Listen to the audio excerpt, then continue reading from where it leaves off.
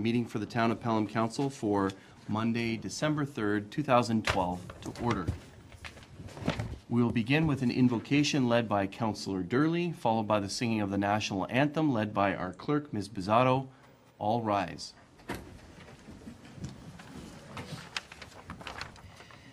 Dear God, who has given us grace to make our common goals unto Thee, and who does promise that when two or more are gathered unto Thy name, You will grant their requests. Lord, we supplicate Your blessing upon this assembly. Fulfill now, O Lord, the petitions of Thy servants, as may be expected of them. Grant all in His council chambers the knowledge of trust, justice, and honor in all considerations placed before them. Provide us in this chamber, O Lord, strong minds and discerning spirit as we deliberate over the business of our town, that we move forever forward to ensure the town of Pelham continues to be a vibrant, caring, and creative community. May God bless all in our community and grant us in this chamber the wisdom, will, and generosity to guide the town of Pelham through the challenges and successes that lie ahead. Amen. Amen. Oh, Canada, our home and native land, true patriot love, in all thy sons command. With glowing hearts we see thee rise, the true north strong and free. From far and wide, O Canada, we stand on guard for thee. God keep our land glorious and free.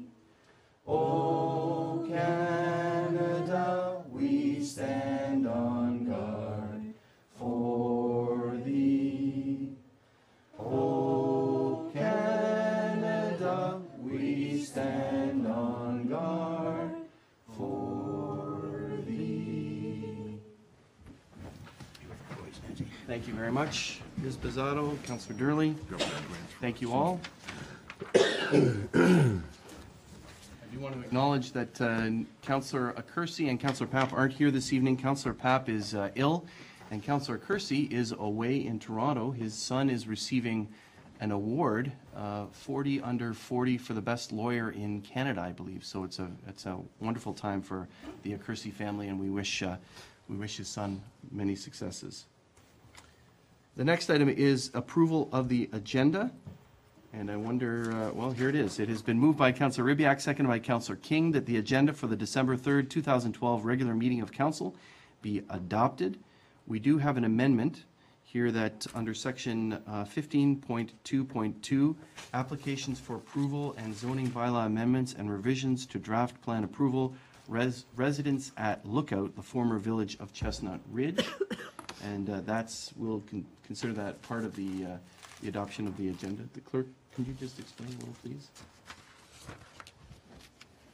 The report was not included with the initial agenda. It wasn't quite completed in time, but it was circulated to members of council and loaded onto the call to order agenda package. Okay, so thank you. members of council do have the information. All right, thank you. And now amendments. Councillor Durley? The delegations 822, I believe the Heavy Construction Association has asked for a deferral until December 22nd or December 17th. December 17th, thank you. So will you move that, Yes, Councillor? I will. Thank you, and Councillor Ribbiak will second that. All those in favor of that amendment? That amendment is carried. Others? I'm going to call the question on the agenda as amended. All those in favor? Any opposed? That agenda is carried. And now the disclosure of pecuniary interest and the general nature thereof. Do any members of council have any pecuniary interest they need to declare? And I wish the clerk could note that in the minutes, please. We have a little bit of business here. It's called a hearing of tax write-offs under section 357 and 358 of the Municipal Act. It was circulated in the paper that there would be a hearing this evening regarding tax write-offs. And we have a motion here. The write-offs total $33,620.19. I wonder if any members of the public are present who would like to speak to those tax write-offs. I'll call again. Any members that would like to speak to this public meeting or this hearing regarding tax write-offs? And a third time, can that be noted, please? Therefore, it has been moved by, thank you, it's been moved by Councillor Ribbiak, seconded by Councillor King, that council approve the following tax write-offs under section 357 and 358 of the Municipal Act as follows. Write-offs totaling $33,620.19. Are there any questions from members of council? There being none, I call the question. All those in favor? Any opposed? That motion is carried. Thank you. Next, we have hearings of presentations, delegations, and regional report. And the first presentation to our youth in the community. I'm going to go around the front here. Councillor Durley, will you join me as a deputy mayor, please? Thank you.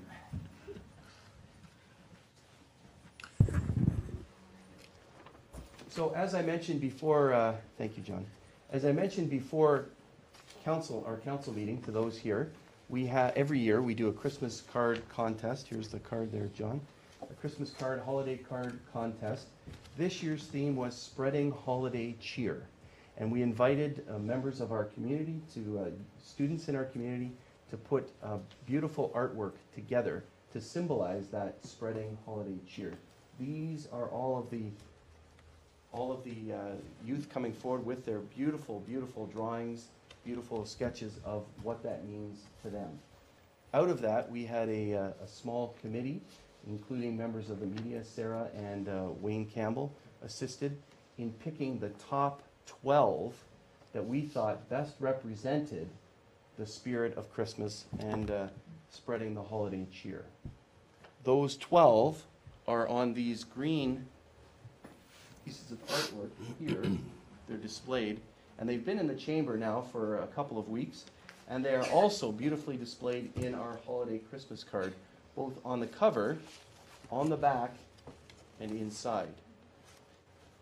What we have here is a little, we'd like to honor those that have drawn these and invite them up one by one, and we'll start with the cover. I have a little certificate of appreciation and also a little bag, and Councillor Durley will hand over the bag. There's one that goes, this one right here is the first one, John. Okay. So because the cover has been selected for Anna, she gets a little, in addition to everything else, she gets a little water bottle. So the first is Anna Van Dyke. Is that right? Am I saying your name right? Congratulations. Thank you very much. Here it is right here as well. And Councillor Durley has a little. So in there, Anna. And, also some Christmas. So thank you so much for participating. Let's go around.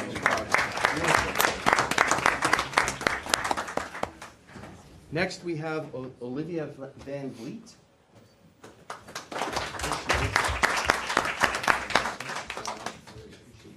Congratulations. Thank you so much. Thank you. Next, we have Kendra. I'm going to get your name wrong, Kendra. How do you say your last name? Trepanier? Trepanier. Kendra Trepanier. That's beautiful. Thank you so much. Really appreciate that. That's wonderful. That's for you? So where is Kendra here? Right here. So here's Kendra's. Isn't that beautiful? Another one. All the judges were very, very impressed with all of these.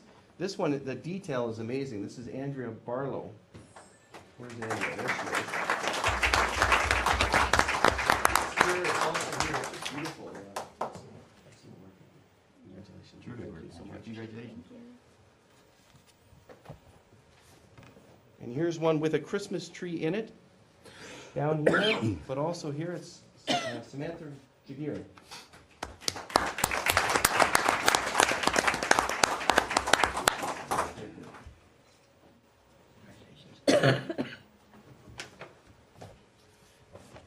Another Christmas tree, and this is by Evan Collins. Where's Evan? There he is. That you've got, many of you have gotten dressed up for this, so thank you very much. Congratulations, Evan. Really appreciate that. And we have a little for you as well. congratulations for you. Thank you. Very good.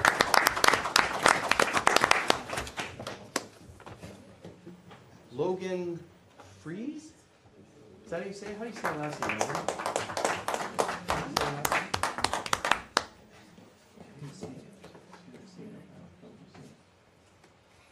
Freeze? Okay, Freeze. Look at that, beautiful, around the Christmas tree, holding hands, it's beautiful. Thank you so much, Logan. You're a talented artist. Thank you very much. Congratulations, huh?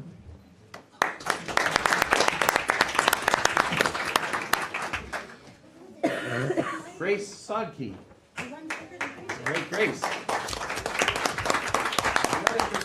And she included on that the theme, spreading holiday cheer from me to you. Beautiful, wonderful artwork. Congratulations and thank you so much, Grace. It's great to see you again. Thank you.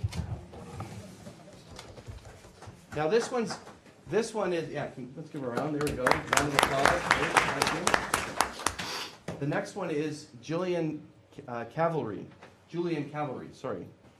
And he used a, pardon? Do you want us to come to you? Caverly. We're going to come to you. And it's this one here. Who wants to come? Do you want to come? Okay. It's, you'll notice it's different than the others. It's what's that called? Pixelated art? I think so. He used, how did you do that, Julian? I made it with dogs. Yeah, it's excellent. Look at that. It's beautiful with a Christmas tree, people holding hands around the Christmas tree. It's outstanding. Congratulations and thank you very much. Can I shake your hand? Thank you so much.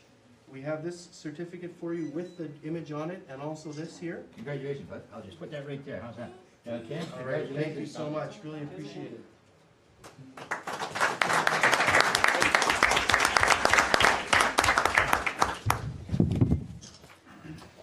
Alyssa Petrucci? Did I get that right, Alyssa?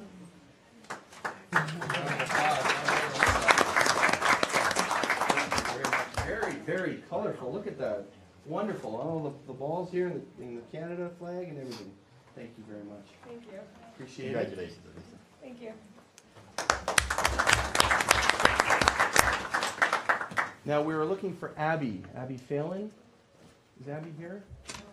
No? Okay, so we're going to have to get that to her if you don't mind, sir. Thank you. And last and certainly not least, Jennifer Hardy. The artwork here is amazing. Look at that. Jennifer, thank you so much for sharing your talent with us. We really appreciate it. Excellent. Thank you. Congratulations. Thank you so much.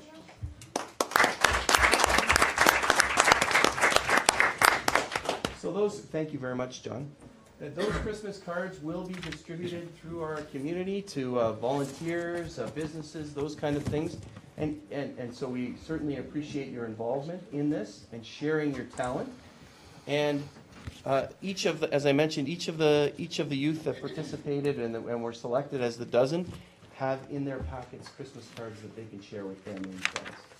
So once again, let's give them a round of applause and thank you so much for all of you.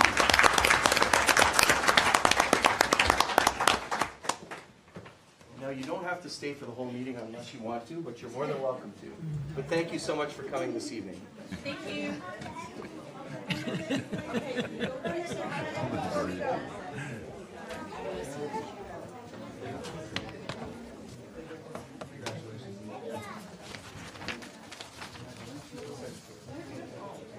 That's nice.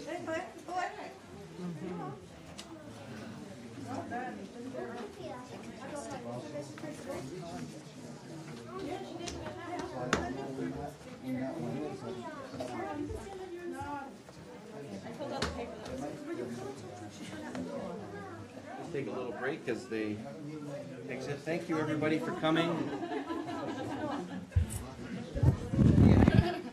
Merry Christmas. Happy holidays to you as well. Thank you.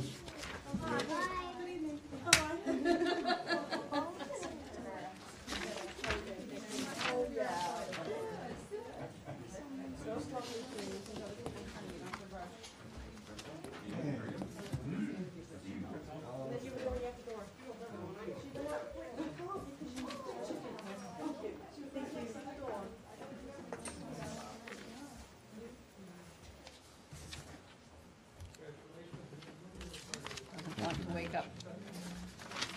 Thank you. And congratulations all. Next On the agenda, we have Dr. Yager, the Medical Officer of Health for Niagara Region, regarding health and wellness communities. Thank you very much, Dr. Yager, for joining us this evening. Well, thank you very much, Mayor Augustin, and thank you very much, members of Pelham Council, for having me here. Unfortunately, Madam Clerk, I'm looking at a blank screen here. It's just in the bottom there. I'll get started for you. Enter? No? No, it's just.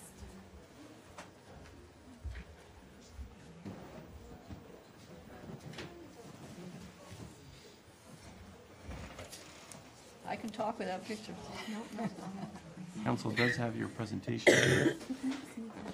So while the clerk is helping me with this, I would just like to say that this talk actually grew out of a presentation I gave to area CAOs, which was, I think, reasonably well received, and it was a pleasure to do. And it really made me realize that public health certainly always relies on other people in the community to be our hearts and minds and our hands and feet, and certainly I believe that municipal government is really where the rubber hits the road, and it's a pleasure to speak here. It also came out of a conversation that Mayor Dave and I had a week or so ago. Public health is an interesting beast. I like to say that we're globally informed, we're provincially coordinated, but we are locally driven. So we work under a lot of provincial legislation, but we make this happen on the ground here in our various localities of the 36 different health units. We are often confused with the healthcare system. I do not run the NHS, just to make that quite clear. We are hopefully involved before difficult things happen to people, and sometimes they do happen with the best of intentions and the best of prevention and promotion, so I don't want to belittle the healthcare system, and I'll be bringing that all around to the end of the discussion to bring it all here. But right now, we have about 430 residents for whom I'm responsible for their health and well-being, so it's a fairly large medical practice, and I don't see people individually. But I do have a team of about 660 staff, everything from public health inspectors to paramedics to nurses, tobacco control officers, dietitians, and researchers and epidemiologists. And we have many offices located throughout the region. So in general, public health protects, promotes, and prevents. We protect Niagara residents by testing the water, looking at beach quality, inspecting food, providing safe food handling training, and we really emphasize training. We do close to 6,000 restaurant inspections in a year, and we will issue less than 3 tickets in a year. So it's really a partnership with the local business so that they understand the issues and they really grasp it very, very well, and we're very grateful for that. We are the provincial enforcers for tobacco laws, and we work on preventing the spread of infectious disease and running the ambulance dispatch system. And we prevent disease in many, many ways. Oral health is very big for us now. You might have seen our mobile dental clinic. We also ran a very successful Take Back Your Old Narcotic Medication Day, and the municipalities were very supportive of that. We also work to encourage cancer prevention by regular screenings such as pap smears and mammograms. And we promote health in countless ways, actually, through our prenatal classes, parenting information, breastfeeding support, and these healthcare workers go throughout the community, often one-on-one and in small group situations. So although you may not see a physical office of ours in a given community, our providers are working with your citizens. One of the things public health really is meant to do is we are meant to analyze our individual communities, both regionally and at a municipal level, and see what it is that is really contributing to the morbidity and mortality of the residents in the area, because it does vary throughout the province. There are some things, though, which always make the top 10. The importance of the early years. Mothers and young children, we cannot overemphasize how important that is. And so when I see, although these kids were not so young, but when I see things like this, you may not necessarily think that you're doing public health, but to me you are. Every time you're promoting culture, you're promoting families working together, you're encouraging interaction between teachers and children, this is public health at its best, essentially. Unfortunately, tobacco, still our #1 killer. Sounds the trouble with something that's been around for a long time is you tend to sort of get bored with it, but it is still our #1 killer. And then coming down the list, injury prevention. A lot of people may not know that falls are the #1 reason for children to be admitted to hospital. We think of elderly people of falling, but children, they do different types of falls, but it's still a very big issue. Cancer, chronic disease, the overweight and obesity epidemic, food and water safety, we cannot let our guard up over those, and then the other 3 that you see there, and especially the last one, the social determinants of health. A lot of you may be familiar with, in Hamilton, there's actually a 30-year life expectancy differential depending on the postal code you grow up in. This is Canada in the 21st century. 30 years differential of what your life expectancy might be depending on your postal code. So we look at that very, very seriously. And again, of course, that's nothing that I really control, right? So, but it's a matter of strategic advocacy. I did want to point out to councillors something that's called the Health Story of Niagara, and you get to it by Googling Health Story of Niagara. A number of years ago, Niagara Public Health, instead of issuing a very large, glossy annual report of the state of health in Niagara, said we need something that people can access, which keeps changing, that we bring up to date. So you can go to the Health Story of Niagara, and if you want to find out about mental health in Niagara as a whole, you can click on mental health, and then it'll break it down by municipality. Or, for example, you're interested in, well, what are the major issues in my municipality, and in this case, Pelham, you can click on Pelham, and it will bring up the 5 leading causes of death in various age groups and by gender. So, for example, if you are looking at males in Pelham between 0 and 64 years, the primary cause of death is ischemic heart disease, as it is in Niagara, but which is often a surprise to people. And number 2 is intentional self-harm. So when people talk about the importance of mental health, it's not just talk, it's a very significant issue. In Niagara as a whole, it's coming in a 3rd. And I think you might be seeing some of the differences there. Your smoking rates in Pelham are less than Niagara as a whole, which is great. So that means that your incidence of lung cancer is going to be less as a whole. That shows up a little, not quite so much on the next slide, which is older, because if you go back a number of years, the smoking rates were higher overall and not so different between Pelham and the rest of Niagara. So this is a source of information if people are writing grants or you're trying to decide what priorities in your area. And my staff and myself would love to answer questions about any of this and work with you if you're on any projects.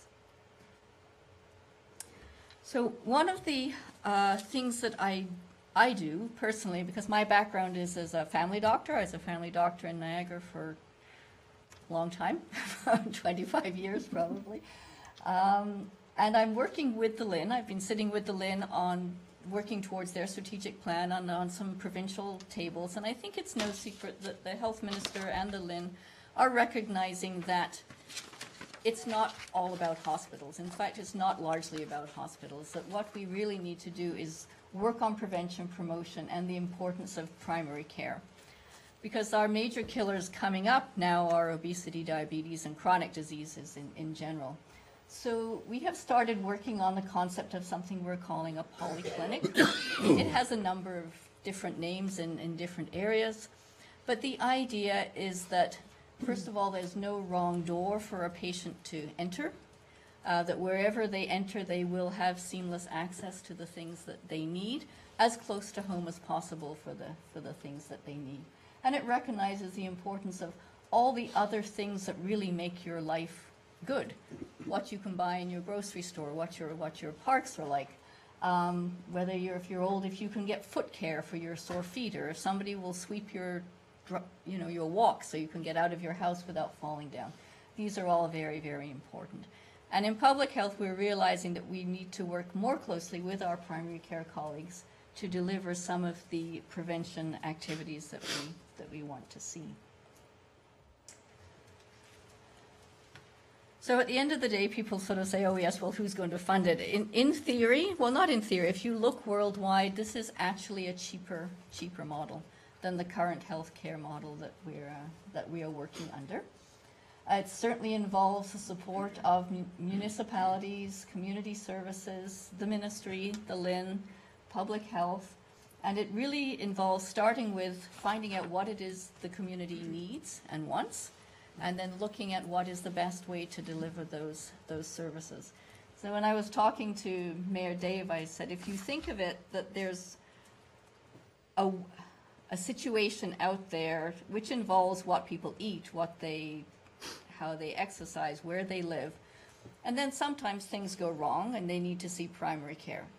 And if there's a failure of primary care or that doesn't work, then you might need maybe home care. And if that's not enough, then you might need hospital care. And if that's not enough, then you might need the academic hospital care. So we do need all of those things, but rather than viewing them as the pinnacle of something we could aspire to, I think if we flip it and see, oh, well, that means somehow the system has failed the person along the way, and look at it at improving our base, then I think we, together we can make some big changes. I've talked a little in generalities. I'm happy to answer questions. I know your time is tight, but thank you very much for having me. And so I'm Valerie Yeager. I'm at the Niagara Region, and you can reach me almost any time. Thank you very much, Dr. Yeager. And I wonder if members of council do have some questions for you. Very comprehensive. Later on in our agenda, Doctor, we do have that report from your department, and it was approved by Regional Council, Yes. that it be circulated regarding non-smoking in parks. And could you just speak about that a little bit more, where that's come from, and kind of the direction that you're suggesting and why? It's called our Smoke-Free Outdoor Spaces. It was actually coming, this is one that actually came to us from different municipalities. Public health my department like to think we lead the way, but sometimes we actually respond and then lead a little bit. So there are a couple of area municipalities that have already passed smoke-free bylaws. And it became, and another couple are considering it on their books currently. And some, such as Fort Erie, had written to us saying that we would support this, but we think it should be regionally driven because it only makes sense if it's kind of the same rules everywhere. So that's the one side, the municipal piece.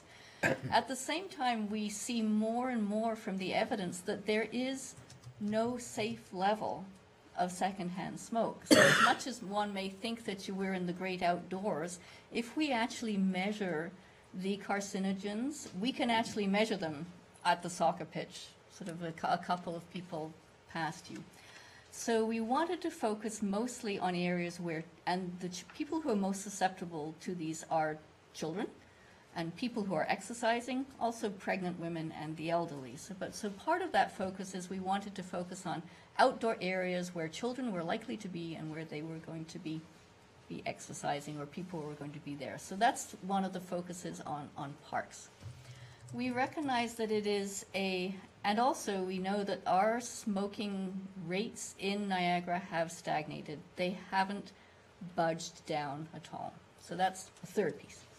And a fourth piece is that we went out last year and we surveyed thousands of people, smokers and non-smokers, and we found some interesting things. Even the majority of smokers were in favor of smoke-free outdoor spaces. And there's an interesting reason for that, and that is most smokers do want to quit. And there's various degrees of wanting, and I understand that, and it's not an easy process. But it is actually helpful in the quitting process if there are less places that a person can smoke. So we're looking for a balance between providing a smoke-free environment for our children. And so what we have proposed and was agreed on at Regional Council is somewhat of an iterative process. My staff will be coming out, talking individually to municipal councils and CAOs to get your feedback as to what that actually looks like or might look like on the ground, hear issues, concerns, and then we will take all of that and craft a bylaw that we think will work for Niagara. Because we don't want to come up with a document that has 60 appendices of exemptions in it. It's much better to craft something that there is large buy-in for. And I think that's probably, Okay, I would thank say you for for that now. explanation. So we'll look forward to that as we move forward yeah. on this. Thank Yeah. you very much. Thank Other you Other so questions much. for Dr. Yeager? Thank you, Doctor. I do have a motion to receive the presentation. It has been moved by Councillor King, seconded by Councillor Durley, that the information presented by Dr. Yeager, Medical Officer of Health, regarding the health and wellness of communities be received for information. I'm going to call the question. All those in favor? Any opposed? That motion is carried. Thank you again, Doctor. And we'll see you at Regional Council on Thursday. Thank you. With due respect, I'm Vice Chair of the College of Ontario Medical Officers of Health, and I'll be in Toronto. You'll be in Toronto. Well, thank you. You'll be working on our behalf at I a will. larger level. Thank you, Doctor. Just go, okay. Thank you. Next on the agenda, we have a presentation from a group called Youth Without Secure Housing. Thank you very much for joining us. I'm sorry. Just your chair.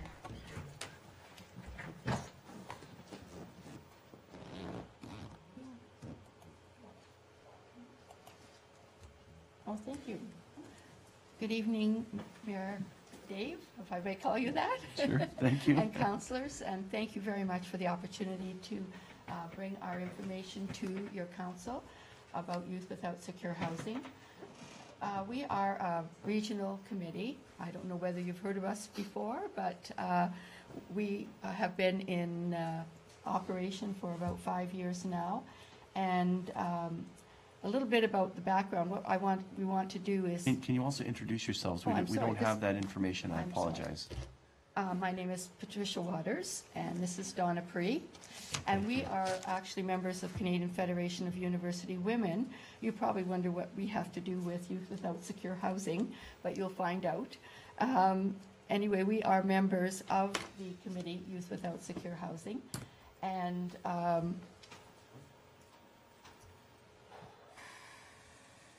what happened was about the year 2005, 2006, the Holy Family Boys Home was closing in Fort Erie, and this was going to cause a bit of a problem. So the Fort Erie stakeholders called in professors from Brock University to do a research on youth homelessness in their area. And out of that, they formed a committee called Youth Without Secure Housing. And at the same time, the Canadian Federation of University Women had formulated a national resolution on youth homelessness, which we took to our national office in Ottawa. And we asked, through this resolution, for financial and supportive services for homeless and at-risk youth. And because this became a national resolution, we came back to our community and we went to all of the MPs and MPPs and we told them what we had done, what we were asking for, and they said to us, well, get everybody together, you'll have a better a chance of doing anything if you get all the agencies working as one. So we originally started the St. Catharines Transitional Youth Housing Committee, and in December 2007, we decided to amalgamate the two committees, which was a sensible move. The vision of the Youth Without Secure Housing is that we keep the youth in their own communities so that they can access their support services there and stay within the area where their peers are and keep things a little bit more under control for the youth. The mandate is that we will provide advice, direction, and counsel to all stakeholders regarding the implementation and delivery of our community plan. And the role is that we have an annual review of our plan. We engage partnerships within Niagara and all levels of government. That's why we're here. All through this year, we've been going to all the municipalities and telling them about this committee and giving them information about what we've done and what we hope to do so that people will understand what services are available for homeless and at-risk youth. These are the names of the committees, or all the organizations that belong to our committee. It's a very open-ended committee in the sense that we meet once a month on the last Wednesday of each month, and we meet in different areas of the Niagara region. So they gives people a chance not to have to drive so far to the meetings. And we move around through the committee. It's a roundtable discussion. People come and go. It's open to anyone who wants to come to a meeting and just listen in and see what happens at our meeting. But you can see that we are well represented in all the agencies and different areas that deal with youth in the Niagara region. Roughly 65,000 youth are homeless in Canada at some point during the year, and between 8,000 to 11,000 on any given night. And in Niagara, 80% of the youth identified conflict at home as the cause of their homelessness. And by that, they meant emotional, physical, sexual abuse, addiction, and mental health problems in the home. And these statistics came from this study, which the region had on sofa shelters and strangers. And Stephanie Baker Collins was the author of that study. From the local studies, we understand that youth do really not identify themselves as homeless. They say, I have a home, but I just can't go there. And that's why our committee is called Youth Without Secure Housing, because they have this problem not being able to live in their own family home. The median age is 16, and it's a consequence of multiple stressors in their life. And this is a quote from this particular study, that they don't really want to be on their own. They want to have the support of an adult. They don't want to be having to take responsibility for everything in their life at that age. And this is a very important statistic. When Stephanie Baker Collins did this study, she also interviewed adults, and 80% of them said that they had become homeless as youth. So what we're trying to do is stop it before it becomes a chronic situation. And that's one of the reasons why we have to keep youth in their own areas, because right now we only have 2 youth shelters, the Raft in St. Catharines and Nightlight in Grimsby. And if the youth have to travel to another area, or Niagara Falls, I'm sorry, they sometimes get waylaid on the way. They get involved with people on the street. And according to Mike Lesby, who is the executive director of the Raft, within 2 weeks you've lost them to the street. So you really have to be able to step right in. This graph just shows you the cost, the difference in the cost of homelessness between the average Canadian and a homeless youth. And you can see that it's over $2,000 to the taxpayer to pay for care for the homeless. And you can see at the bottom there what that cost is in a year. On the other hand, youth who are homeless often fall under the criminal justice system. And so again, we see that it's twice as much to keep them in the justice system as to try to prevent homelessness. What has been done so far is we have what we call a Youth Reconnect, and there are Youth Reconnect workers in West Lincoln, Welland, Port Colborne, Fort Erie, and St. Catharines. And the Youth Reconnect workers go to the high schools in September, introduce themselves to the principal, the guidance people, the resource people, give them all the information how they can be contacted. If they notice a youth in the school system that they realize is having difficulty, then the workers are called and they step in to try to prevent any further problems with the youth.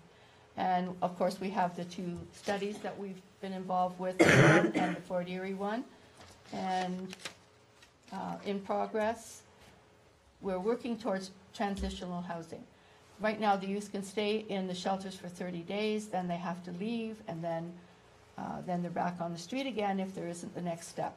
And the next step is transitional housing. We partner with FACTS, and we're promoting our committee, which is what we're doing tonight, and the activities of the committee. And we're in the process of building a business caucus so that we can have some mentors in the business field to help the youth. And that's what we're doing. And the real benefit of the council is that people come from all these different agencies and share ideas so that they're not reinventing the wheel. Someone comes up with an idea, it gets revised, and someone else, and I notice as an observer or a person that's not working in the field, that somewhere, every single meeting, someone has picked up an idea. People have worked together. They found out about a shelter, a bed in one agency that the other people had no knowledge of. They found out about funding that's available through one avenue that other people didn't know about it. So it's a means of sharing all the knowledge of the region and everybody trying to be on the same page. So we are actively looking for business sort of people. We have had one woman from Meridian Yeah. come and give us ideas for potentially how she could help us come up with mortgages for our proposed transitional housing. So we're constantly looking for someone from business, someone into building. We've even gone out and looked at some of these containers that came off of the ships that are sitting there empty. We've looked at revised containers because you don't have the same building codes for those as you do for regular buildings, and they can be moved. We have a couple places in Niagara where they're actually using these. One is a storefront, and one is a laundry for building for Migrant workers. Yeah, so there's a lot of different things that have been going on in this group, and it's a very active group. There's absolutely no money involved. This is the one thing about this group. Not one single penny has been allocated or spent. This group does not collect money. They do not manage money. There is no treasurer. So that it's just a brain exercise for everyone in the group. So, as a result of our outreach workers, we have lessened the shelter use by 20% since this group started. And there is a video on YouTube which was made by some youth at the fort in Grimsby, and it is on couch surfing. So you can just go to that couch surfing on YouTube and you'll find the video. Our next steps are to connect with other organizations, sometimes in municipalities, especially the recreational departments, if they have programs for youth, to let youth without secure housing know about them so that they can involve their youth. Raising awareness, which we're trying to do at all levels of government, establishing our business caucus, and researching the model. Now, Mike Gillespie was just recently in Ottawa at the Homeless Partnership Strategy, where he presented this information to them. They were very interested. It's been written up in several publications. And in Wellington County, and Guelph especially, they were having this problem. And they're going to take our model and bring it to their area so that they can develop the same this regional committee of working together. So that's a little bit about us and what happens with homeless youth. So we thank you for the opportunity to pass on that information. Thank you very much, Ms. Waters. Dave Paulette at the Ms. region Breen. has been fantastic. Yeah, Oh, very Dave good. Paulette is part of our committee. It's So, really, really good. yes. Thank you for that, and appreciate your presentation, Ms. Waters, Ms. Pree. I wonder if members of council have any questions for you? Fine. So if something was up and you want to know what's somebody else doing with homeless youth, you can either contact us through RAFT, would be one of the easiest way to do it, Okay. or send someone to one of the meetings.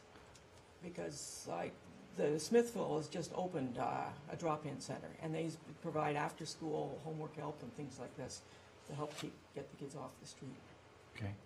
Well, there was a bit of a program, I don't know if it kind of meets the criteria, that I know the Happy Place, which is also known as In the Orchard here in Fod Hill, was doing. It was kind of a drop-in program for youth, not Right. necessarily that they had problems at home, but just a spot to kind of Yeah.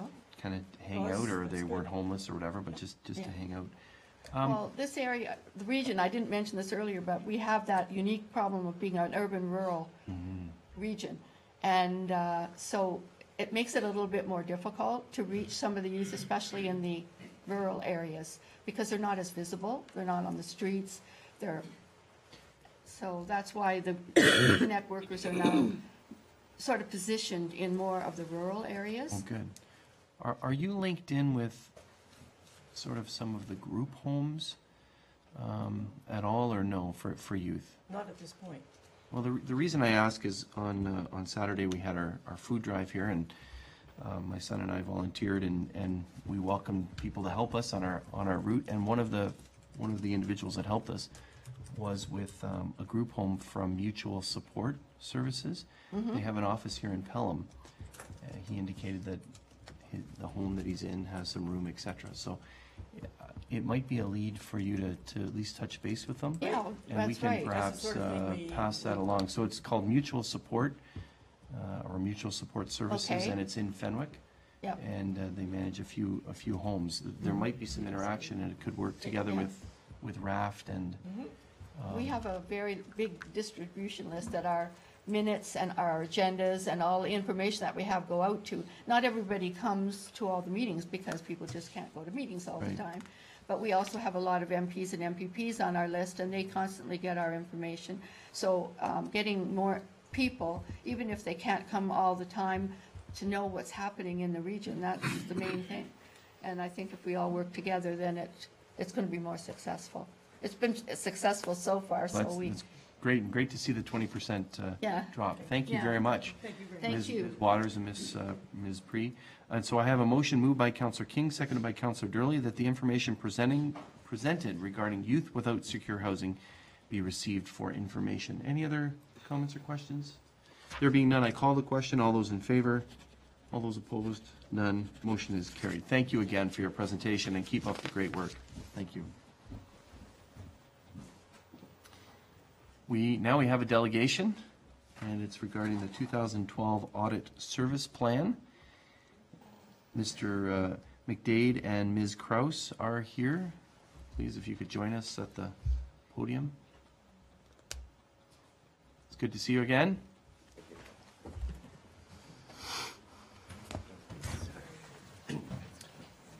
Well, thank you very much. It's great to be back here again. I apologize for my voice, and which means that I'll only be doing a very small portion of this presentation, then passing it over to Corinne, who will take care of it.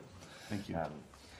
So we are into our second year of a 5-year appointment as external auditors, and the Mayor and Council will know that we're in the habit of, or will be in the habit of being with you prior to conducting our audit. And then at the conclusion of that, come back and present our findings. So what we're doing here tonight is presenting our plan for the December 31st, 2012 year. The items that we'll talk about, we'll give you an overview of our client service team, an executive summary of the detailed audit approach, and then Corinne will take a deeper dive into the risk-based approach and the audit scope of what we'll be looking at this year, as well as the communications that we'll be delivering back to Council and the timelines that we will be on. I'd also say that in your Council package is the detailed audit service plan. What we're presenting here tonight is just a PowerPoint presentation, which is a subset of what you already have, and there's no new information that we're presenting from what you already have. Client service team. So a brief introduction. So I'm Evan McDade, the lead audit partner, as I was last year, and the key senior manager from the audit perspective is Corinne Kraus, and she was with us on the team last year as well. We also do have other members of the team that are obviously not here tonight, but are integral to the audit, including those who look at your information technology. That'd be Jim Price. And if there's any tax issues, including HST, they supplement the team as well. But all those names are people who were involved last year, and so there's continuity from year to year. We conduct our audit with consideration of materiality. Materiality is the amount the statements could be misstated before they would cause users of the financial statements to make improper decisions. Our guideline is about 2% of your revenues or 2% of your expenses, as it was last year. And so we think that the materiality would be very similar to what it was last year at $290,000. We are required to be independent of the entities that we audit. We did state that we were in fact independent last year. Every time we come before the council, we will continue to reiterate that position, and in fact we are independent. Included in your package are some of the new financial reporting standards. I think the good news is that there's really nothing that will have an impact on the December 2012 numbers. We did give you a bit of a heads up that there were some coming for future years, the contaminated sites being the most important one. But the good news is no change for 2012. Our approach is, as it has been in past years, it's partner-led and senior manager-led, so we are on site, we are part of the planning, we're meeting with management as we have, seeking input from the mayor and council, and, but we also say that we're dynamic, so that what we're presenting here tonight is our plan, but as we're getting into the audit and we think that we need to take a different tact, we will do that, but we'll report any changes back to council when we present our year-end communication.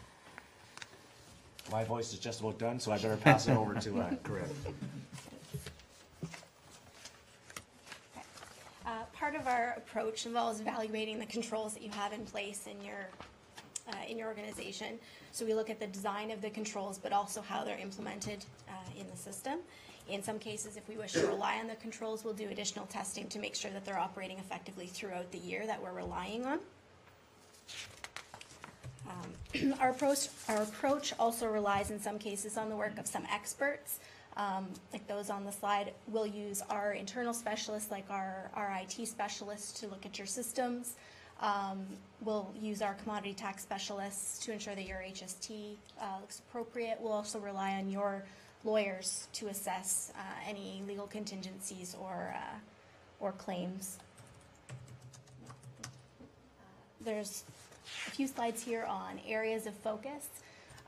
Accounts payable and accrued liabilities and employee future benefits are areas of, in some cases, estimation and management estimate. So we'll look at the calculation of those items. We'll look at the assumptions that go into the calculations to make sure that the assumptions are appropriate and they're supported by data. Similarly, contingencies and estimates, again, we'll look at the calculation of those items, that the assumptions that are going into the calculations are appropriate. We'll look at council and senior management expenses to make sure that they're in line with policies and that they're appropriately approved and paid out.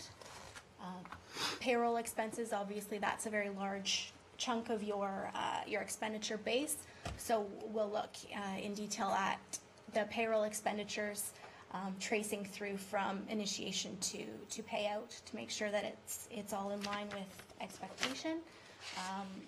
In general, we'll look at your procurement process to make sure that the amounts are approved and they're paid out in accordance with your policies. Finally, we'll look at your reserves and your reserve funds, the ins and the outs to those accounts to make sure that they're appropriately supported by approvals as needed and things like that. In terms of your revenue and your deferred revenue, well, first of all, we'll confirm the tax base with MPAC, and we'll look at the revenue and deferred revenue and make sure that they're classified appropriately. Any items that should be deferred are deferred, and if it should be classified as current revenue, it's classified as current revenue. The next two slides are 23 items that are our communication requirements to you. The first two are items that we're here tonight to present. So our responsibilities under Canadian generally accepted auditing standards and our audit plan and strategy for the year. The remaining 21 items are items that we will bring or we will come to you in May to report on. But that being said, should anything arise prior to then that we think that you should be made aware of, we won't wait until May to let you know. We'll bring that forward before that time. And finally, our draft communication calendar. So we're here tonight presenting our audit plan. We've already begun our interim field work. We'll be back in April to finish up our field work, and we'll come to you in May to present statements as we did last year to meet your May deadline with your deadline. And that's our plan in a nutshell. If anyone has any questions for myself or Evan, if he can speak. I'll be happy to take them now. Thank you, Ms. Kraus. Mr. McDade, questions for our auditing team? This is really the start of the process to us. You've stated that you've been in the town already, so we look forward to you coming to us later on in the season and auditing. So thank you very much for your presentation and for your ongoing work, working together with us. I do have a motion to receive. It's moved by Councillor Durley, seconded by Councillor King, that Council receive the 2013 audit plan as outlined by Deloitte and Touche. All those in favor? Any opposed? None. That motion is carried. Thank you very much, and we appreciate you coming in, especially if you're ill. Hopefully you haven't passed along to anybody, and hopefully you get better soon.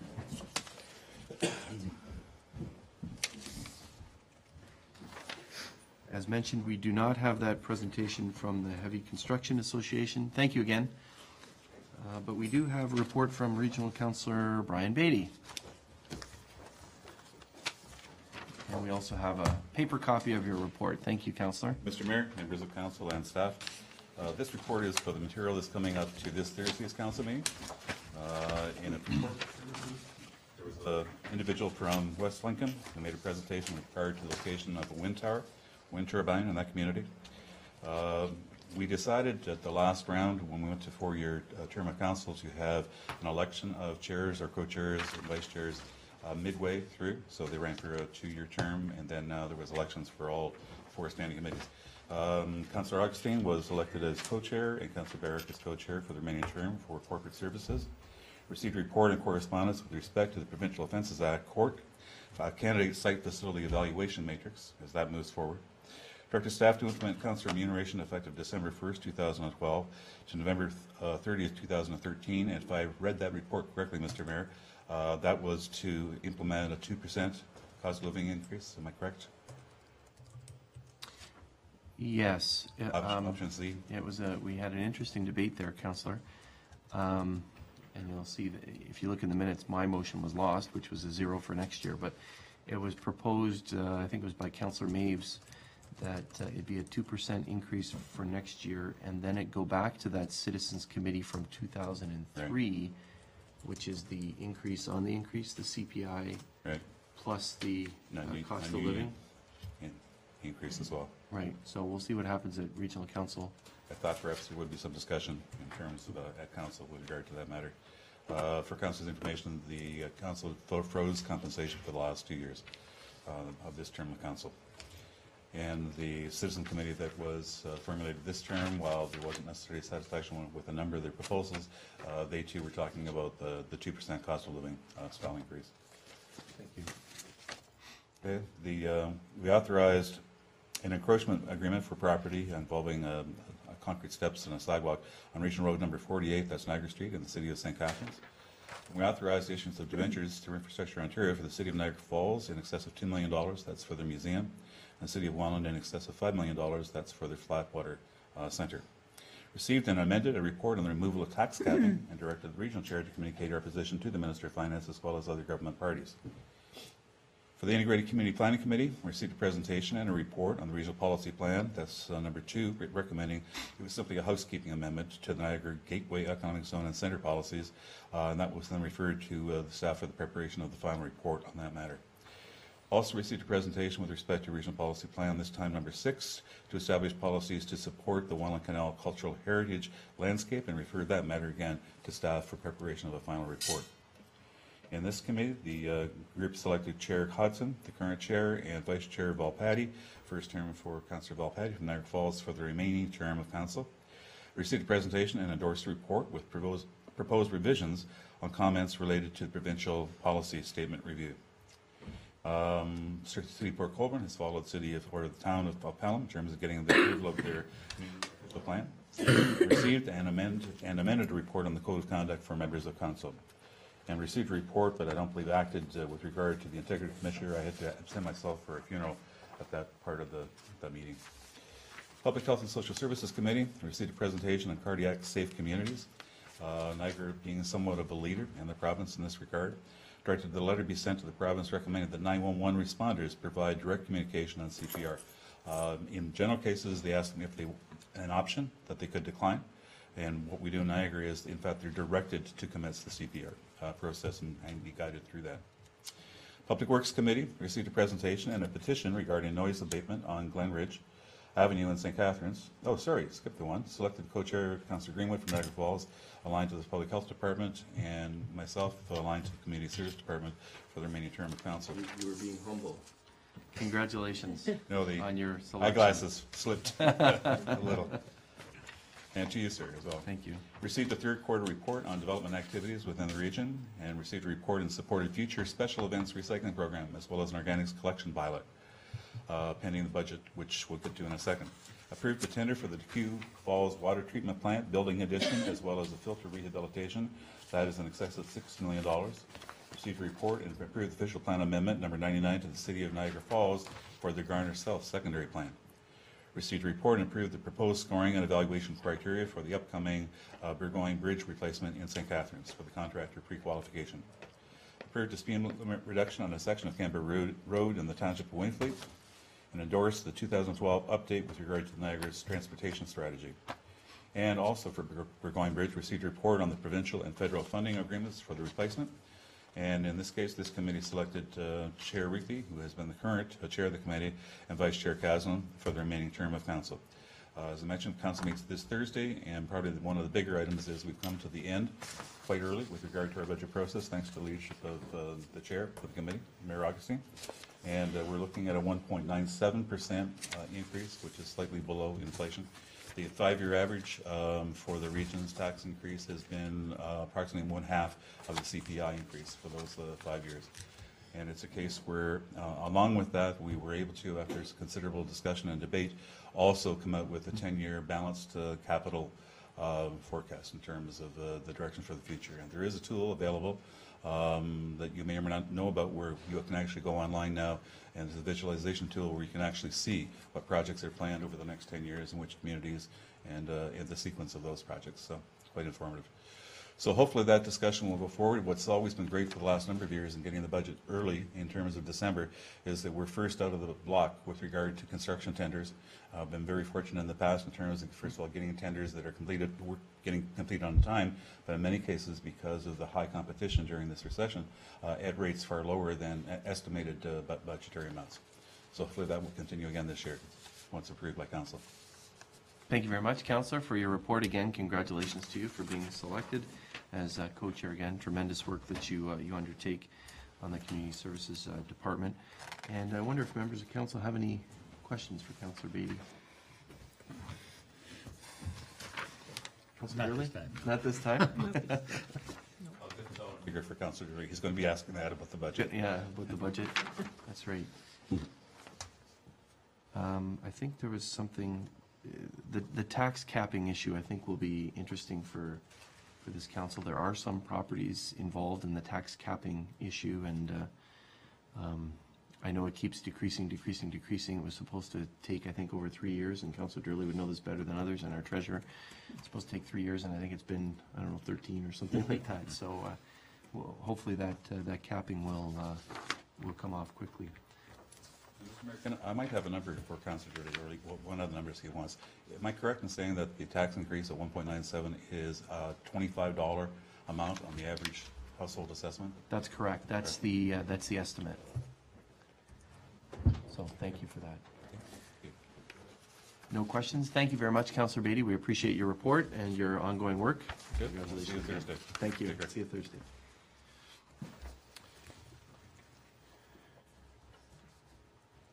Thank you. Now, next on the agenda is the adoption of minutes.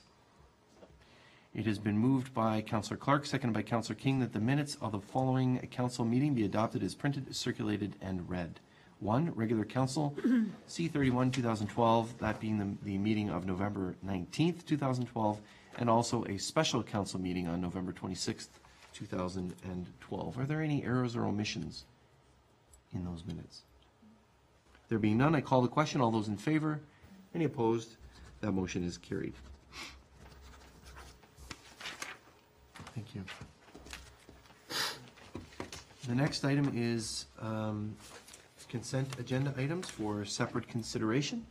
Are there any items that members of council would like to lift for separate consideration?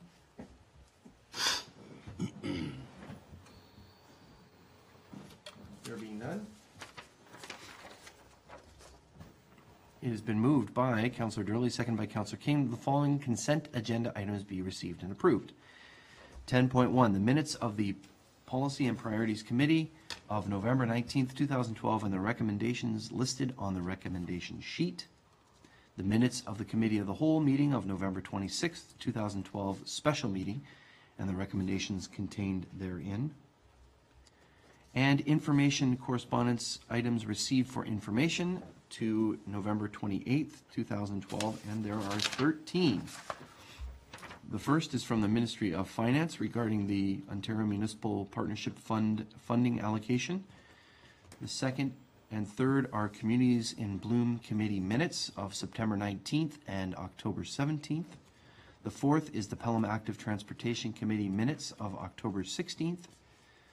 The fifth, the Mayor's Youth Advisory Committee minutes of October 23rd. The sixth, a letter from the City of Thorold regarding the federal electoral boundary changes. The seventh, Bob and Erin Hill, a thank you card. The 8th, 9th, 10th, and 11th are all letters from the region of Niagara. The first is a notice of approval, Regional Policy Plan 3, to permit changes in office consolidation for regional policy plan. So that's for small wording, spelling changes, etc. The second from the region, number 9 on our list, is the call for region action for smoke-free outdoor spaces, which Dr. Yager spoke about earlier this evening. The third and number 10th is the appeal of the Regional Council's decision to approve the new Pelham official plan. And the fourth from the Niagara region is municipal hazardous and special waste depot changes to Niagara Road 12. Our 12th item of correspondence is from Pitch In Ontario about Pitch In Week campaign. And the 13th item and last item, Lucky 13, is from the Ministry of Natural Resources regarding the Fonthill Game Delta area of natural and scientific interest. Comments or questions on any of those items? Councillor Durley. Thank you, Mr. Mayor. I think it's important to make public the change of what's going to be happening at Niagara Road 12 landfill site, the municipal hazardous and special waste depot. Instead of waiting for special events now with your old electronics and these type of things, you can take them right to the Niagara Road 12 landfill, and instead of storing them for 6 months, you can get rid of them as you get them. The nice part about that is Pelham does use that along with three other municipalities. None of that is going to affect the actual landfill. It's going to be taken there, packaged, and shipped out. So it's a great service that is not going to be an encumbrance on any existing services. And I think if we can get that on our website and make that public, people will be better aware and be able to take care of their own needs at that. And I think it's important to make that public. Yes, thank you. And I think the change, Councillor, is that historically that waste site is for the 4 municipalities that you outlined. And I think the change here is that for municipal hazardous waste, that can come from any resident from any community across Niagara.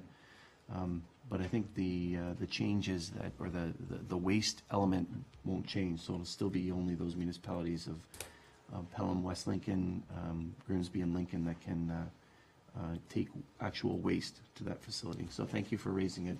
Appreciate that. Other comments on that item? Councillor Durley, do you have other items you'd like to highlight? No, that's it for tonight. Okay. Any others?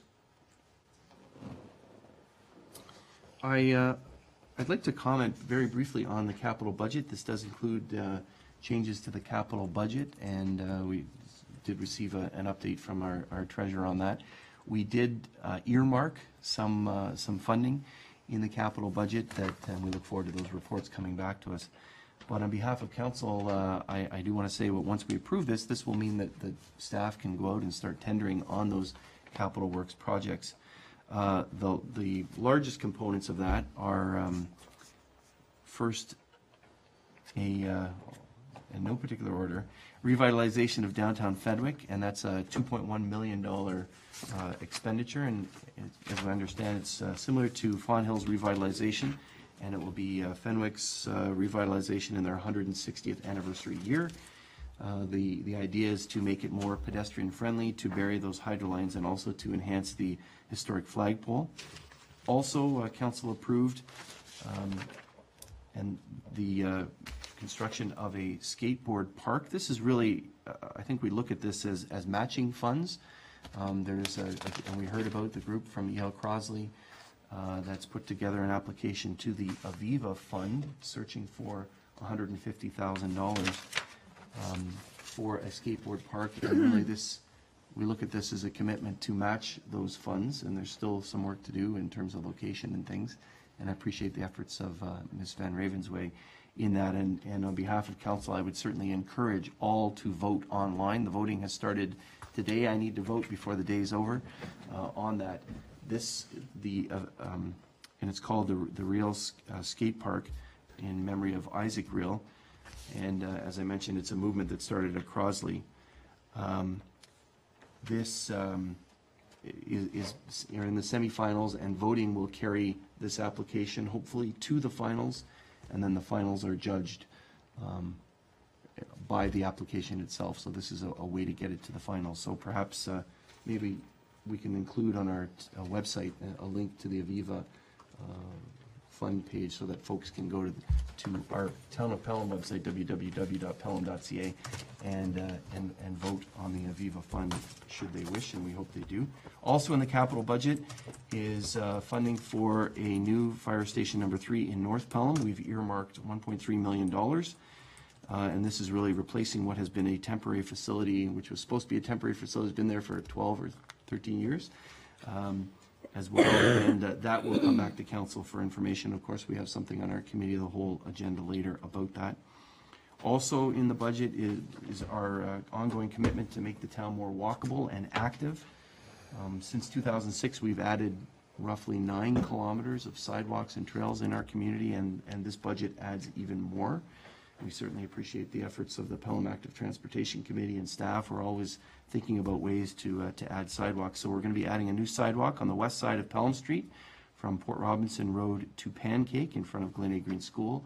And that was agreed upon by the Active Transportation Committee and the Glen A. Green School community. And we thank them for that. And also beginning the first phase of converting an abandoned rail line in Fenwick into a recreational trail. So that's from Centennial Park east to Balfour Street. And also, while we reconstruct Port Robinson Road from Pelham Street to Station Street, there's new sidewalks on both sides there. And that reconstruction on Port Robinson is a $1.8 million investment. Also, in this budget, council is, as you know, re-landscaping of Peace Park and improving the community. That could be a washroom facility, a full-time washroom facility, and so that's still a little bit up in the air. So council requested a report to come back, and I know that the tenders are out for that design, and we look forward to that. But that was $250,000. And also, regarding other recreational facilities, a future Central Park building in Centennial Park that's part of the Centennial Park Master Plan. Council earmarked $250,000 for that, and encouraged staff to continue to talk to the Fenwick Lions about that proposal, and we look forward to that coming back. And finally, one of the biggest ticket items is the money that council earmarked $1 million in the 2013 capital budget for pre-development studies should council decide to move forward with new and or revamped facilities. I think council's saying that we want to make a decision in 2013, hopefully in the first half of 2013, regarding future recreational, cultural, wellness facilities. That's not saying that we will construct them. It's meaning that there is money earmarked should council decide to move in that direction. And obviously that will come back to council and form hopefully a large part of our agenda in 2013. So those are the major items in the 2013 capital budget. We had a great fulsome discussion at our meeting last Monday, and it continues to show how our focus is on improving the community, making it better for residents, listening to our community, and acting in the best interests of all elements of our community. So I want to thank staff for their work, and also for council for their work and their ongoing scrutiny of the budget and making sure that it's also fiscally sound. Finally, Council, I wanted to highlight something regarding the Ministry of Natural Resources, the 13th item of correspondence. We have received, this was a letter regarding a meeting that occurred at AMO, and we have received notice from M&R that they wanted to meet with us regarding this. So the minister committed that we would hear something in the fall. So a meeting is coming up during the week of December 17th, and we look forward to that outcome. But we'll see what that holds. It's can't say at this time, but we'll wait for that meeting. So we look forward to that. I spoke a long time. I appreciate council's latitude on that. I'm going to, unless other councilors like to say anything regarding the consent agenda items, I'm going to call the question. All those in favor?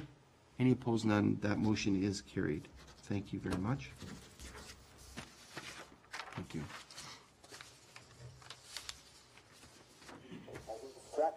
Next, we have our CAO. You're trying to vote on the Aviva Fund, are you, sir? Next, we have agenda item 14, presentation consideration of correspondence requiring action received to November 28th, 2012. It has been moved by Councillor Clark, seconded by Councillor King, that the agenda item 14.1, being the correspondence received from Hydro One regarding the requirements for public agencies under the Green Energy Act, be received and referred to the Chief Administrative Officer for reporting. Any discussion regarding that matter? There being none, I call the question. All those in favor? Any opposed? Motion carried.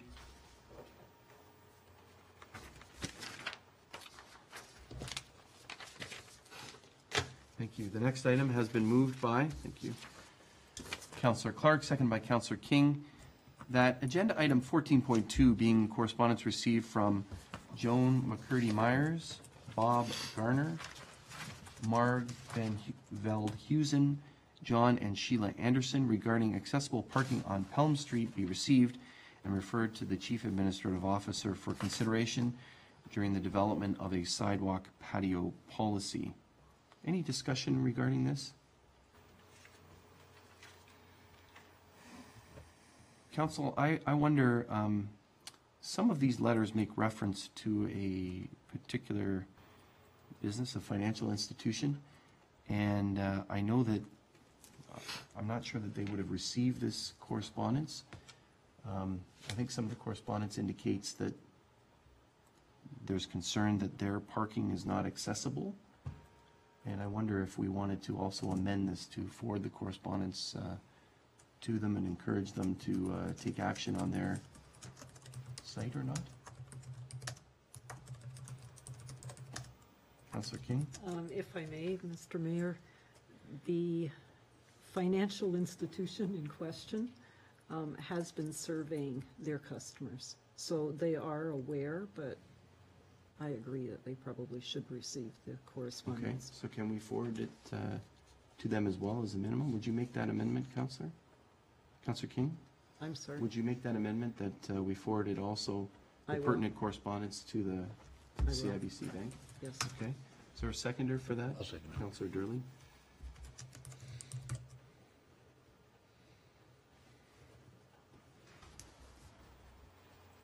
I'm going to call the question on the amendment unless there's further discussion. Councillor Clark? Yeah, these letters, Mr. Mayor, a few of these letters address a handicap parking space in front of the financial institution.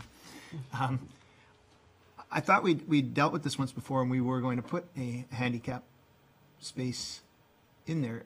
I haven't gone by to see if it's done, so I thought we had talked about it a number of months ago. Yes, we did. Mr. CAO, maybe you can comment since Mr. Mannel's not here. Yes, Mr. Mayor, to answer the councillor's questions, I believe that there was a space proposed by Public Works in front of the hardware store. And I know that we've also met with the bank manager as well to discuss the issue. We've also looked at the issue with the space in front of the restaurant facility as well. So those are some of the areas that we've looked at and are trying to address. with Mr. Mall and his department, so. So there is a handicapped or accessible parking space right next to the clock. So there is one there.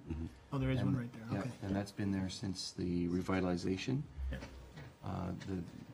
As Mr. CEO is alluding to, the presentation we received back in September, late August. And as a result of that, you'll recall the council did approve that, that accessible parking, and that has been completed as well. Okay. So that's in front of the hardware Yeah. store. Okay. Okay, thank you. Others?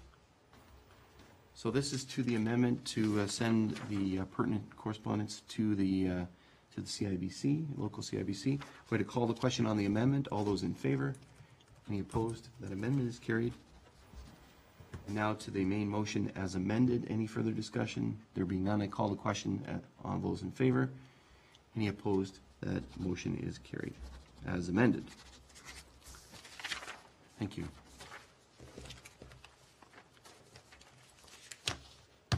Next is presentation and consideration of reports. There's but one report, and it's mine. And it says here Santa Claus Parade, December 8th, 2012, but it's really more than that. It's about Christmas in Pelham, and certainly, I think if Councillor Kersey were here, he'd talk enthusiastically, as he does at some of our meetings, about the activities of the Christmas in Pelham and other initiatives. On December 8th, it's a special day for Christmas in Pelham. It certainly includes the Fenwick Lions Santa Claus Parade. The start time is at 1 p.m. and it starts at the Bethany Church, works its way up Balfour, down Cambro, and along Church Street into Centennial Park. It's a great time had by all, and certainly the invitation is to join many after the parade for free chili, hot chocolate, and candy treats and Santa from 2 to 4 p.m. at Centennial Park. And Santa will be there, as he and Mrs. Claus are every year. December 8th also includes a horse-drawn hay rides from 10:30 till noon. Santa Claus at the band shell from 10:45 till noon, and then I guess he has an hour off before he needs to get up, fly up to Fenwick. Entertainment and caroling throughout Pelham from 10 a.m. to 4 p.m. And I happen to come across Vilma at Keith's Restaurant, who was very encouraged and enthusiastic about the children from Glenny Green that's going to be in front of their establishment on Saturday. And also there's business open houses and shopping sprees from 10 a.m. to 6 p.m. on Saturday, December 8th. So it is one of the highlight days for Christmas in Pelham. Of course, it also includes Shops of Ridgeville. They're doing a special holiday showcase and downtown stroll. And also on November 7th, downtown Fonthill is open late, as it says here on the poster, from 9 till 6 p.m. So it's an opportunity for folks to come out again, as they did at the beginning of, or the middle of November, to kind of look around and see the beauty that we have. So I'd encourage all to participate and look forward to council attending and handing out candy canes, etc. at the Santa Claus Parade on December 8th. That's my report. Next on the agenda, we have staff reports requiring action. The first item has been moved by Councillor Durley, seconded by Councillor King. The council approved the creation of Pelham Bucks to a maximum of $30 for every full-time employee of the town, which would replace the current turkey giveaway to staff. Comments or questions on this, Councillor Durley? I think this is a fantastic idea, Mr. Mayor, and for many reasons, not the least of which will be the design of the coupon itself. Oh, I didn't see that. They've gone and put my picture on the... Obviously, you have to amend that. Just a prototype, Mr. Just a Mayor. prototype. Well, it's obviously flawed. Yeah, Movember. Staff really receives the recognition it deserves for the job that they do so well day in and day out, and also it keeps the money in town, because the money will be spent with local retailers, and it's a win-win for everybody. I think it's a fantastic idea, and I'm sure everybody will be really happy to be involved with that. So congratulations, whoever had that idea. It is a fantastic idea. Thank you. It was the CEO's idea, and I think he suggested it to staff. They thought it was a great idea, and so here it is at council. Thank you, Councillor.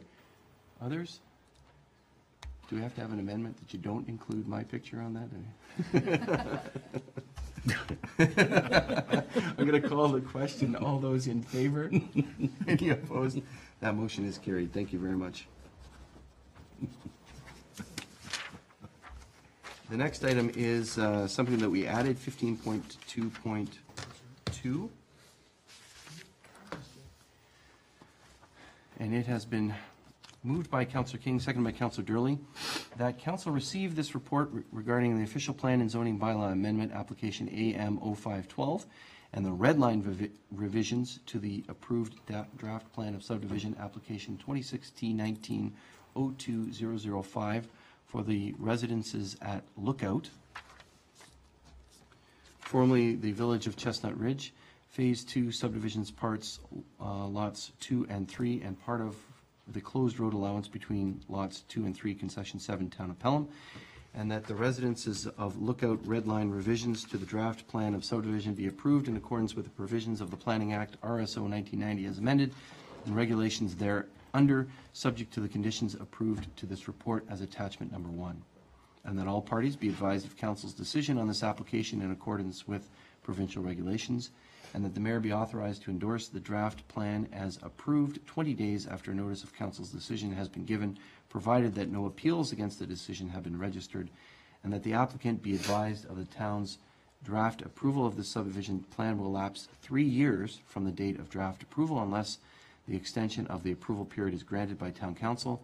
If the extension is requested, an updated review and revisions to the conditions of approval may be necessary at that time, and that the official plan amendment application AM 0512 be approved with changes to the policies for the Northwest Font Hill Secondary Plan, Section B1.6 of the official plan, to reduce the lot area and lot frontage requirements to accommodate the increase in density, and that the zoning application AM 0512 be approved with the lands being rezoned to site-specific residential 1, R1, and open space OS zones as detailed in the report, and further that staff be directed to prepare and present the necessary adopting bylaws for consideration by Council.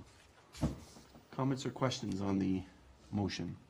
Councillor Durley. Just one question, Mr. Mayor. During the public meeting, there was some concern, including the word point in that, and I noticed in Appendix 1 that point appears several times. Is it still going to be Lookout Point, or is it just going to be Lookout? If in fact it's going to be Lookout, then the house cleaning to remove the point reference in that. And I'm just wanted to... I removed it as I read it, Mr. Larmer. I apologize for that oversight. It is Lookout only, it's not Lookout Point. Okay. I had sent an email to council at some point in the last week or so. The applicants had revised the sign, the public notice sign that's posted on the property, so that it says residences at Lookout, not residences at Lookout Point any longer. So. Okay. So just to clean up the Change that, Appendix 1, just to remove the point, just for as a housekeeping measure. That will remove all possible challenges or all possible misunderstandings. So, okay, thank you. Thank you. Thank you. Others? Councillor Ribbiak? Thank you, Mr. Mayor. Just want to make note of the fact that the proposal that's in front of us, in terms of its addressing our key issue of the number of lots on the other side of Lookout being too large a number, has remained at 7. I'm not sure that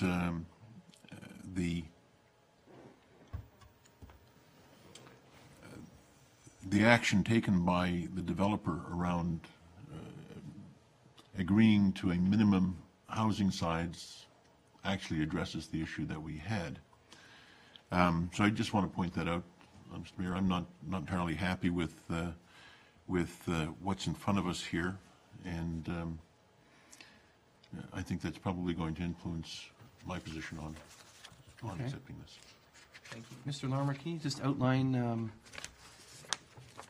is here in the report, can you outline for the public the result of the negotiations, as it were? Council had requested that the applicant reconsider consider reducing the number of lots from 7 to something less than that. The applicant indicated that they feel that the 7 lots is appropriate. In our report, the planning report that had been presented to council earlier, we indicated support for those 7 lots, and we continue to be at that position, considering that to be an appropriate and reasonable development. The applicant did, however, indicate that they would put in place zoning that would require a minimum dwelling size of 2,300 square feet. And the 2,300 square feet essentially represents the size, the smallest dwelling that's on the adjacent lot of the 4 lots fronting Lookout Street. So that's their position, and I have indicated in the report that I support that position. Okay, thank you very much, Mr. Larmer. Councillor? Thank you, and I appreciate the clarification. I think the concern was with regard with the appropriateness of the number of lots, which would provide the abutting properties with a scape that was different than the one that they had anticipated, in that there would be more properties behind them than they had originally thought. And I guess with a move to now having a minimum size of house, we'll not only have a large number of lots, but very large buildings blocking off whatever visibility that might otherwise have been. So I'm not sure that the problem has been improved upon with this change. I think perhaps it got a little worse. Okay, thank you, Councillor. Others? There are no others? Shall I call the question? Okay, I'm going to call the question on the recommendation before us. All those in favor? Any opposed? That motion is carried.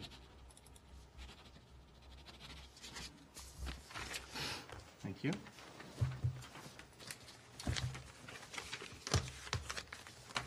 Next is the confirming bylaw, is that correct? Yes. We don't have unfinished business, new business, no bylaws, new bylaws, motions, notices of motion, so now to the confirming bylaw.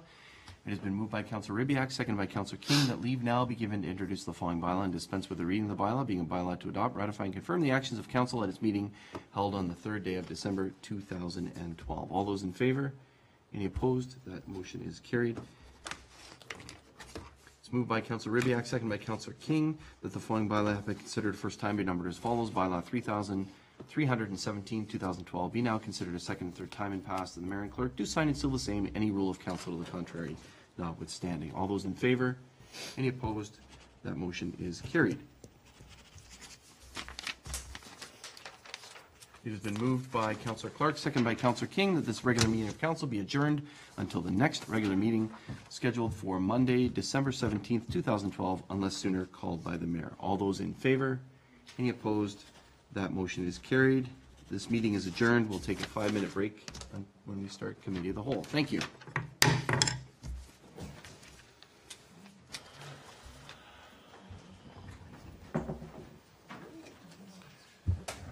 Like our Canadian